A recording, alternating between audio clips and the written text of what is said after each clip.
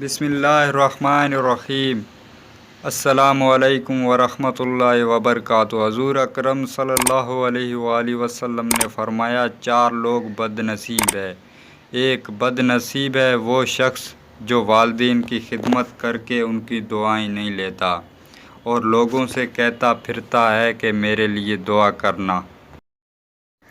دوسرا بد نصیب ہے وہ شخص جو فجر کے وقت سویا رہتا ہے اور لوگوں سے تنگی رزق کا شکوہ کرتا ہے۔ تیسرا بد نصیب ہے وہ شخص جو نماز عشاء نہیں پڑھتا اور دعاؤں میں سکون تلاش کرتا ہے۔ بد نصیب ہے وہ شخص جس نے ماہ رمضان پایا اور اپنے رب کو راضی نہ کر سکا۔